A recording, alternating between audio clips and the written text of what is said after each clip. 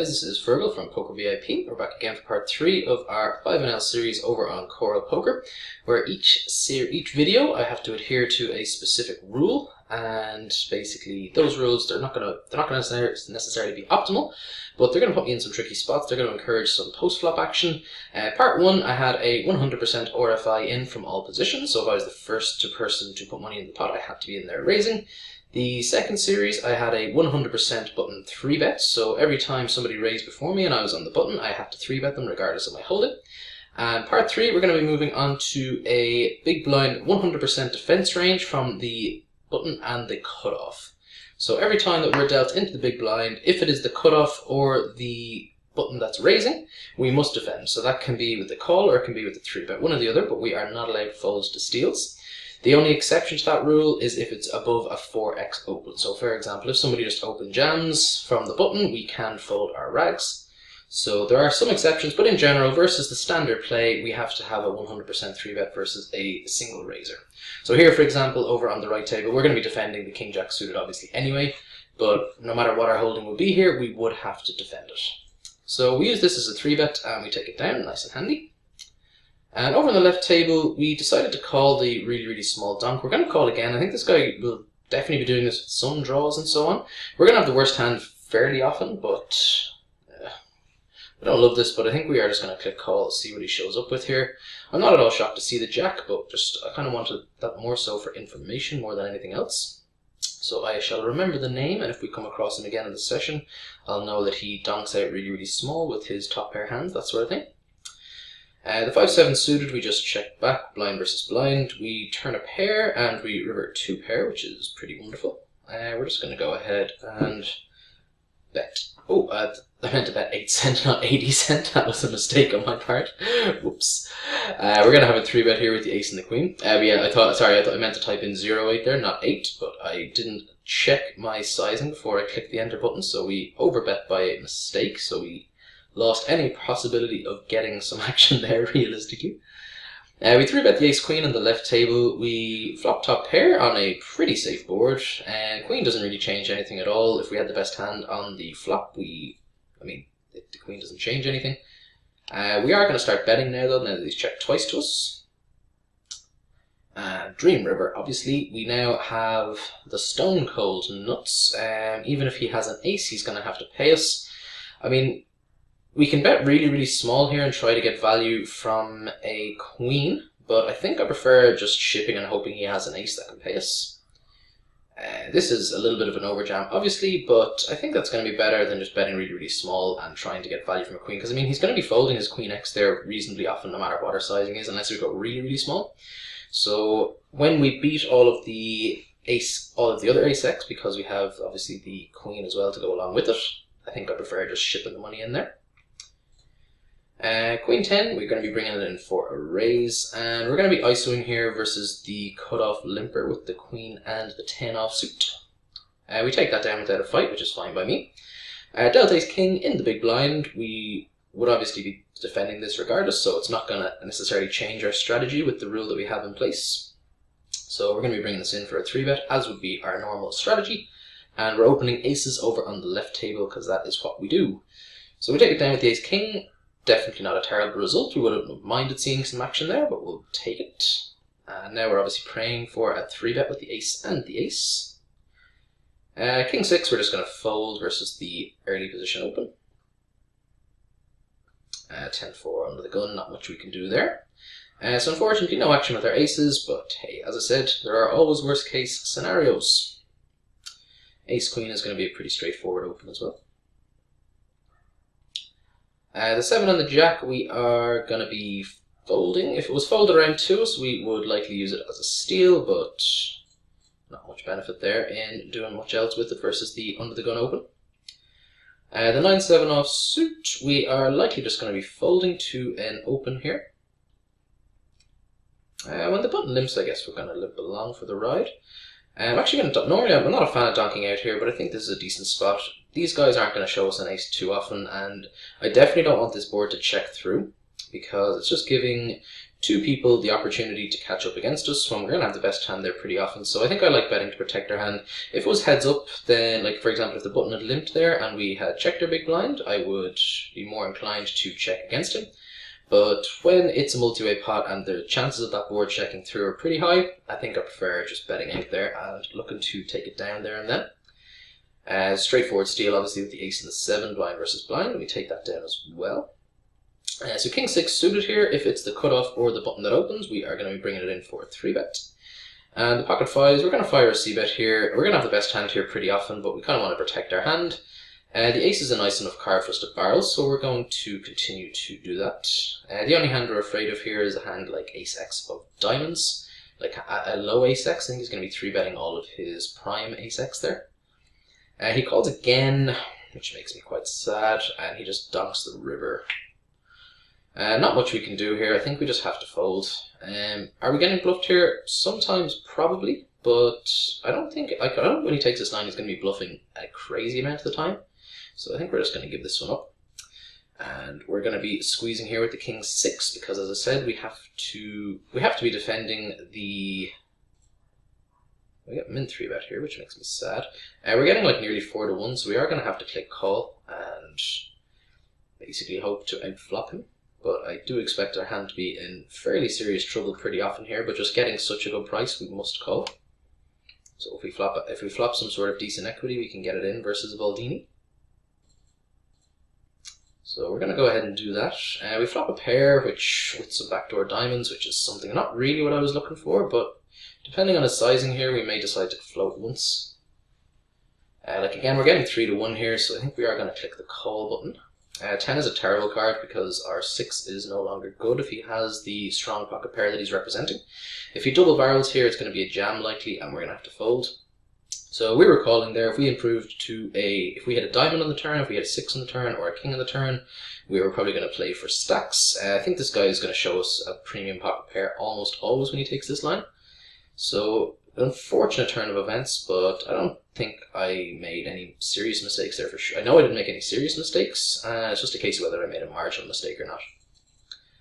And we're going to be 3-betting the 8s here. No need to go our usual 4x because this guy is so short. We're just going to 3-bet small and look to get it in when he jams. So I presume he will. I don't think he's ever folding here. So we just need to fade a queen and a 10. So good flop, good turn, good river. So we take that one down. And 6 deuce suited, we are going to fold from the small blind. Jack 7 is not going to be an open from the cutoff. King 5, we may elect to min raise here from the button if it's folded to us. I think that's what we're going to do. We have a very short stack player in the big blind. We're going to assume that he is pretty weak, and we're fine playing pots in position against him.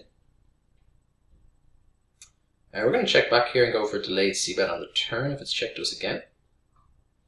7's, it's a really bad card for us to rep, but it's pretty good in general because obviously it's going to reduce the amount of 7x that they can have. When this guy does donk, we are just going to fold them. If it was checked to us again, as I said, we were going to take a stab, and I think when it's checked through to us, they're going to be check folding very, very often. The 9-10, we are opening from the cutoff.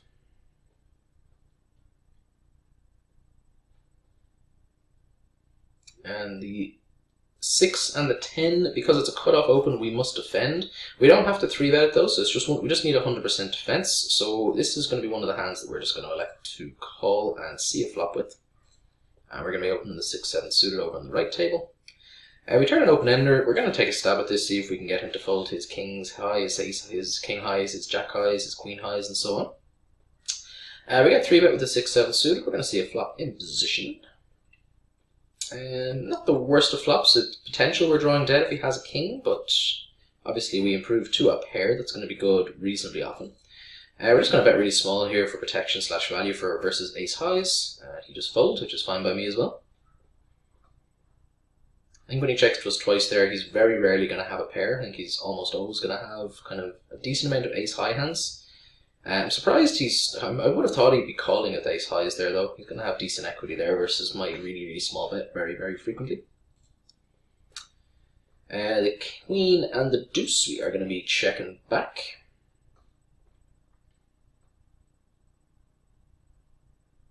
And when the small blind donks out, we're going to fold. So the 10 and the 8, if the button had raised, or if the small blind raises, we're going to have to defend it. We would be, versus a small blind, we'd be doing that anyway. Versus a button, we probably would, versus a small sizing. And versus a cutoff, we would normally be folding, but given the rules of this video, we would be defending. And the deuce and the 9, really going to be much we can do there. Over here, because it's a four-handed table, I'm going to go ahead and open the king 8. It's still definitely a little bit light, but I mean, it's not going to be crazy or anything like that. And as I said, I think I have a really substantial edge on most of these players, if not all of these players post-flop. So I'm fine making the marginal opens because I think I'll be able to extract max value post-flop and get away with a decent number of bluffs as well. When he does check call on this dry board, I think he's going to have showdown value very frequently, and I don't know how often a double barrel is going to work, so we're just going to check this one back and give it up unless we bank a king. I think he's going to show us a jack fairly frequently when he check calls, so we're going to give up. I don't think he ever has any kind of out of position weird floats there. I think when he check calls, he pretty much just always has value, whether it's a jack or whether it's slightly worse than a jack. It could be either or, but I don't think he's planning on going anywhere in the turn that often. 7-8, so we're going to have to defend versus the button open. We're probably going to elect to use it as a 3-bet. When this guy limps, or when he completes the raise in the small blind, we're going to go ahead and use it as a squeeze play, because squeeze plays are awesome and they win you a lot of money. So no one showed any immense strength. The button only min raised and the small blind only flat calls, so we're going to take that down a pretty large percentage of the time. And sometimes we get called, but we always have equity post flop as well. So ace queen suited, obviously he's going for a raise, blind versus blind. We were never planning on folding versus this stack size. If he 3-bet, we were just going to ship it the money. And we open up the queen 8 offsuit on the button. We flop middle pair. We're going to have a bet for protection. Again, if this was multi-way, I'd be more inclined to check this back. But three-way, there's just too many cards that we don't want to see in the deck. Any card over an 8 can very easily have connected with 2 cards, whereas if you're only against one person, at most they only have 6 outs if you have the best hand. Unless they have some sort of draw, obviously, but that's, you know, not all that likely. Usually we're going to be against overcards there. So getting them to fold, that is going to be a decent result. The ace 8 we're going to use as a 3-bet bluff versus any open from the cutoff or the button. And we're probably just going to flat call it versus a small blind open when we have position. Exact same with the king 3 suited, so we have the same strategy with both of these hands. If the button opens, we're going to be 3-betting them. If the small blind opens, we are going to be flat calling. So we get the walk of the ace 8. Probably not ideal. That would have been a profitable situation in general if the small blind opens, I think, but we're not going to be too upset about taking it down either. The ace 8 we're going to be folding, and with the queen 3 we are also going to be folding. 6-3, obviously, as I said, we're going to have to defend it if this guy folds, but I'm not thrilled about it. We're probably going to use it as a 3-bet bluff against all positions. Seems reasonable. And a suited king, definitely good enough to be stealing, blind versus blind. Take that one down, so we're not too sad about that. Big Boon 28, seriously taking his time with his decision here. King 3 suited from the cutoff, a little bit of light, but we are going to go for a steal here. We get the walk of the 6-3 suited, which is definitely the best case result there. Obviously getting walks in the big blind is just going to be amazing when you have any sort of trash hand, and that was obviously one of them. Not that it's the worst of hands, I mean it's suited and semi-connected, so there are definitely worse hands, but getting a walk there is by far the best case scenario for us. So we don't have to defend this one because it wasn't a cutoff open, but we probably are going to, purely because we're getting too good a price, so we're just going to click the call button. We probably could have squeezed here, but I think getting 5-1, I don't know how profitable a squeeze is going to be. This short stack here when he's opening, I don't know how likely he is to fold, so we're happy just taking the guaranteed profitable call and seeing a flop. So here, over on the left table, we're going to check back our pair and do a bit of pot controlling. And when he dumps out, there's three diamonds on the board, and there are just an absolute ton of terrible turn cards for us. And I mean, it's pretty likely that we don't have the best hand already anyway, so we're going to go ahead and do that thing where we fold. King 9 from the button is going to be an open if human raises. I think we're going to use this as a 3-bet bluff. We take that one down, we're not going to complain. Queen 10 offsuit in the big blind. We're happy enough to be 3-betting this versus the button or the cutoff. Although, actually, are we going to 3-bet versus this stack size? I don't know if I like 3-betting here. I think this guy is just too likely to get it in with his raggedy aces and his raggedy king x and so on. So I think we're just going to call and see a flop with this hand versus this specific stack size. Against a full stacker, though, I would absolutely be 3-betting here. And we don't improve, so we're just going to fold. Our plan there is pretty much just try to flop top pair and try to get the money in. Versus the short stackers, there's not a huge amount else you can do. We are going to 3-bet here with the queen and the 10 versus our old friend Human112. Seems to be one of the more reggish players in the pool, purely on the basis that he's there a lot. I haven't really gotten a great feel for how he's playing just yet, but we definitely have seen him at the tables a reasonable amount.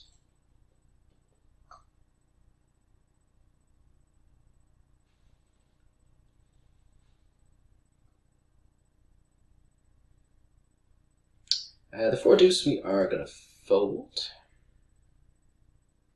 And the queen and the 6 we are also going to be folding, are we? Yeah, no, we'll go for the steal. And the queen jack suited, we are going to be 3-betting here versus Jesus Rakasta. So unfortunately we get called here on the king jack jack board. We're just going to fire this very much as a one and done bet. See if we can just take this down. Not the best of boards, obviously, but we're going to have hit it reasonably hard, reasonably often, so there are definitely worse boards for us to rep. We flop top pair with the queen and the jack, we're going to have a bet. And the ace queen suited over on the left table, we are going to be 3-betting. Almost certainly, versus a single raise anyway. We get called with the queen and the jack. I think we're going to bet again, given the amount of potential draws you can have that might pay us another street, so let's go ahead and do that. Not going to love life if we get raised, but I think there's definitely value to be had here. You can have spades, you can have overcards with gut shots, you have hands like, ace queen, king queen, open enders, those types of things. And now we are just going to do that thing where we check and we call, because all of the draws have missed. And I don't think we're going to be able to get 3 streets of value from his value hands here too often. And we're going to fire a c-bet here. We block a lot of his king x, and we also have a gut shot to the nuts. So we take it down, obviously the best case scenario. But over here, so we're not planning on folding a few bets. We're not going to love life either. Seeing him check back is fine by me. Kind of curious what he had there. I think it's one of the first hands that we've seen go to showdown. He had ace 10, which is definitely a light call down, not absurd. Let me think. What do I think about that? I mean, like, I can definitely be barreling a ton of draws there myself as well, so I don't think he's calling 3 streets there with that kind of hand though, so I definitely don't mind my check back, but maybe I missed a little bit of value. Over on the left table we have top pair versus a short stack. We're just going to be betting small 3 streets and looking to get the money in on the river. Unfortunately he doesn't oblige us, he folds. We take it down with the pocket 10s as well. The queen jack we're going to be bringing it in for a raise. And the 7-4 off we're going to have to fold. Once Hecto brings it in. 5 deuce in the button, not much we're going to be able to do there either. So we're waiting to see what goes on the left table, and on the right table we have the pocket 9s, so we're going to be ISOing the button limper. Jimmy Cliff 112 over here 3-bets us. I don't think we're going to be calling here from these positions. I mean, it kind of sucks now because we're getting quite a good price, but when he 3-bets here versus this position, he should be pretty strong pretty often. This guy can definitely have hands that have us in a decent amount of trouble as well. He can have some hands like ace jack, some ace queens I guess. So we're going to be dominated somewhat frequently, and even if we flop a kind of top pair type hand, we're not really going to be comfortable putting too much more money in the pot, so we're just going to go ahead and fold. I don't like folding there when we're getting such a good price, but I mean, unfortunately we're going to have to defend the 10-3, so we're just going to go ahead and call. We flop a pair. There are definitely worst case scenarios. We're going to call with our pair. We're going to call again with our pair. Thought we 2-paired up there, but we didn't. We're just going to check call again. He has the toppest of the pairs, which seems reasonable. Over on the left table, we treat these min bets as checks, so we're just going to bet as if he had checked to us, and we're going to defend with the king and the queen on the right table as well. So he does this donking thing again. I think people do this quite often with like a decent number of draw type hands, kind of hands that they just want to try to get to the river as cheaply as possible. So we're gonna raise again and then just jam rivers basically. Unfortunate turnover on the right table. I don't love that he's re-raised us here. Like, I mean, obviously we can never fold here, but I think we're going to be behind here pretty frequently. Or he has 5 tray for the gut shot. Okay. So, people who say that poker is dead, there you go, folks. Outstanding play by our opponent. We're just going to check call here with the king and the queen. It goes check, check, which is fine by me as well. So, I mean, fair enough, he had a gut shot, but there are definitely better ways to be playing that hand. Primarily folding it pre-flop. The king and the 9, we're going to be raising as we are with the queen and the jack. So 2 raises, 1 win. Do we get 2 wins? Good tactic folds. We take both of them down simultaneously. He doesn't, but we flop a pair, which is good news. It's not the toppest of the pairs, but it's still going to be good the vast majority of the time here. Not the vast majority, but you know, pretty frequently. We are going to check it back though and pot control. King is a fantastic card because it reduces his king X combos. We're just going to call it. Raising here doesn't really make any sense.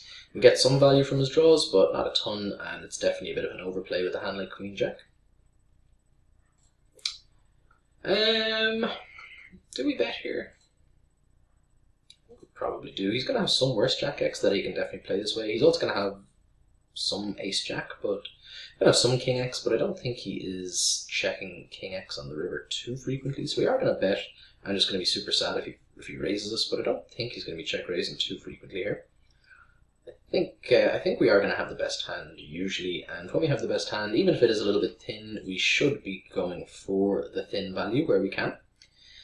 We've pocket kings now on the button, which is exciting. No action, so we're going to open it, and hopefully the blinds give us some action.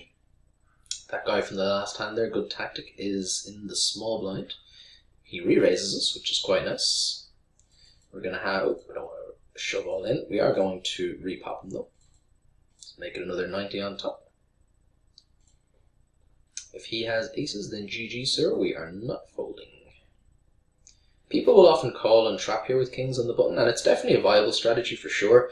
But I think the lower limits that you're playing, the least necessary it is. Oh, I meant to raise here with the queen and the jack. That was a mistake.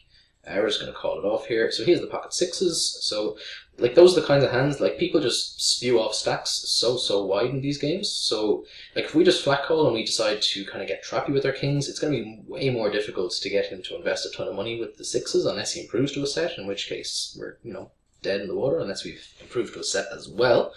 So while some people will definitely look to get trappy there and look to play a more balanced style, I just don't buy into it at these lower limits, because people are just going to make huge errors pre-flop, and they're going to stack off there by like 5-bet jamming pocket sixes and all sorts of. They're going to be getting in like ace kings there, which is pretty standard, but they're also going to be getting in a ton of other pocket pairs. If they have a hand like ace king and we just flat call, the only way realistically we're going to get all the money is if a king comes and there's only one king in the deck, whereas they're going to be pretty happy to get ace king in pre-flop more often than not. So you're usually much better off just going ahead with the 4-bet and playing max value and exploitative poker post or pre-flop in those sorts of scenarios. So it's been a pretty good session so far. We've over doubled our stack on the right table, and we've almost doubled our stack on the left. I can't remember if we had to top up. I think we did a little bit by like a couple of euro. I think we definitely got caught out in a bluff at one stage earlier on, but we're definitely up at least a buy-in for this session, and probably more. We're going to steal with the 6 and the jack. The 9 deuce and the big blind here, we don't have to defend because it wasn't a button or a cutoff open, but we probably are going to. I mean, it's a really trashy hand, but it's suited and we're getting 3.5 to 1 on our money. It's just a pot odds question. We are going to win this pot more than 3.5 to 1 times. So we're going to call and see. I mean, it's definitely a little bit thin for sure, but I think we're going to be okay. We flop a flush draw, which is definitely something. We're going to go for a check raise. This is a pretty difficult board for him to have connected with. We take it down, so we're going to be happy with that, with the 9 high. And the king and the deuce, we are likely going to be stealing if it's folded to us. The king and the 4 suited, we have to defend. Do we want to 3-bet or do we want to call here? Versus the stack sizing, again, it's just back to the situation where I just don't think that they're going to be raise folding often enough, so I think we're just going to flat call and see a flop. Like, forget about the rule, we're still getting too good a price to consider folding here, in my opinion, so I will be playing this regardless of the rule making me play it. Whereas I think a lot of people are kind of folding these types of hands, but I think that's going to be a mistake. This guy min bets, and we obviously just call because we're getting silly to 1 on our money. Same again, we're getting like 13 to 1 or something absurd. We improve to a king. We're just going to donk out now and see if we can get paid by a 10. This is why you shouldn't min bet, folks. We opened up the 7 and the jack, and we hit top pair, which is quite nice.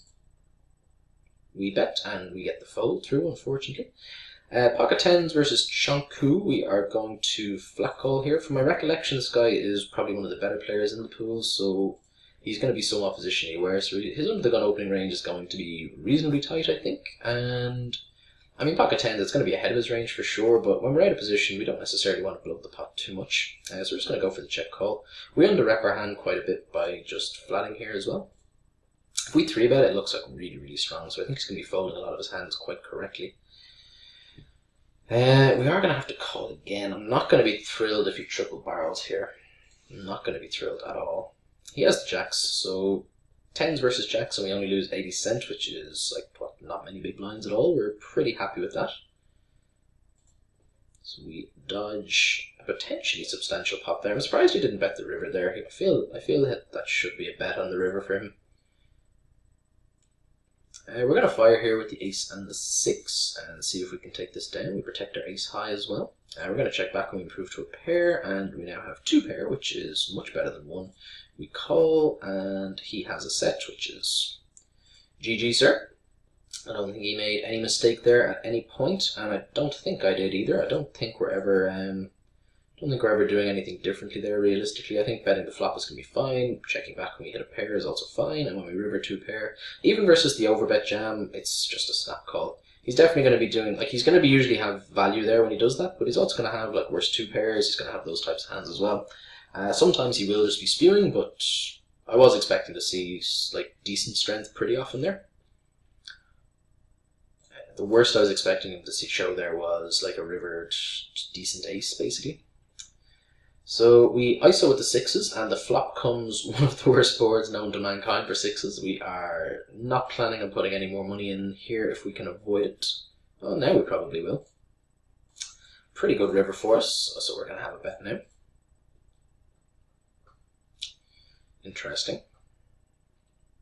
Interesting. Do we raise here, or do we just flat call? He has 7-8 for sure. I mean, this seems nitty, but we're just going to flat call. Oh god. I'm so bad. That was, I mean, he's always going to have, I mean, I guess that's one of the few hands that we beat there, basically. That isn't just stone cold bluffing, basically. Like, he's going to have straights there. I think the minimum he shows us is, I guess some 2 pair combos can play that way, but I'm not even sure if 2 pairs play like that. I'm not, that was possibly a mistake on my part, not just raising and getting it in. I'm kind of a tilt at myself now. I don't like missing value like that. But as I said, the min raise there in the river is just so polarized. It's never going to be like, you know, a single pair hand going for like really thin value or anything like that. It's like he's going to show us straights there. He's going to show us sets. I guess he's going to show us some 2 pairs, and he's going to show us some stone cold bluffs where it doesn't really matter what we do. So I don't hate my call, but just obviously seeing the other set there just kind of tilts me. Pretty fun runner though on the turn / river for us. Pretty fun runner. The king 4 suited, we're going to be bringing it in for a raise. Any suited king from the button is going to be good enough for a steal, in my opinion. We're going to check this back and go for delayed c-bet on the turn. If he donks out now, we just fold. We are going to bet, and we're probably going to have to fire a river if he calls. Hopefully he just folds though, which he does. Nice. And the Queen 3 suited, we're going to bring it in for a steal, and the Queen 4 offsuit, we are going to be folding. And we're going to be wrapping up the video now pretty quick. Not a huge amount of interesting spots as a result of the big blind defense, but overall I think this was a pretty solid session. Definitely came up against some interesting spots. Overall I'm happy with how I played. There was definitely the not getting it in with the sixes there on the hand just a couple of minutes ago was the standout hand for me where I feel I may have misplayed it, but other than that I think we played pretty well overall. Don't think I would have done too much differently on reflection. So we're going to play the 9 deuce. Oh, we have to defend the 9 deuce, don't we? Just as the last hand. I should have ended the video 10 seconds ago. We're going to, I guess this is so trashy, I guess we just use it as a 3-bet bluff and hope he folds. I don't really want to be just flat calling here. He does, which is quite nice. So, as I said, that is me, guys. Thank you very much for watching. As always, any questions, any comments at all, feel free to leave them in the various media, in the comments section on YouTube, in the comments section on Poker VIP. I'll do my best to respond in a timely manner. Thank you very much again, guys. Take care.